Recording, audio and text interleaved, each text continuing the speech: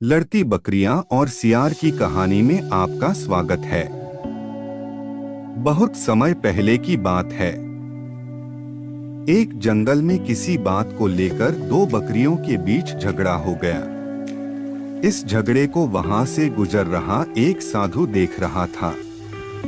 देखते ही देखते दो बकरियों में झगड़ा इतना बढ़ गया कि दोनों आपस में लड़ने लगी। उसी समय वहां से एक सियार भी गुजरा। वह बहुत भूखा था। जब उसने दोनों बकरियों को झगड़ते देखा तो उसके मुंह में पानी आ गया।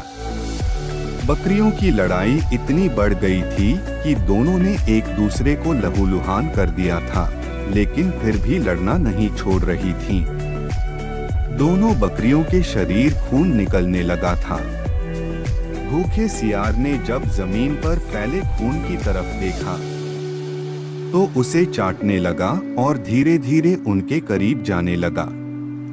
उसकी भूख और ज्यादा बढ़ गई थी। उसके मन में आया कि क्यों न दोनों बकरियों को मारकर अपनी भूख मिटाई जाए। वहीं दूर खड़ा साधु यह सब देख रहा था।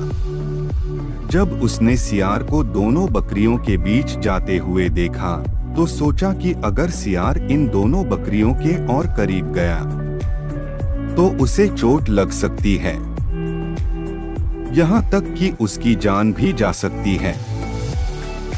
साधु अभी यह सोच ही रहा था कि सियार दोनों बकरियों के बीच पहुंच गया।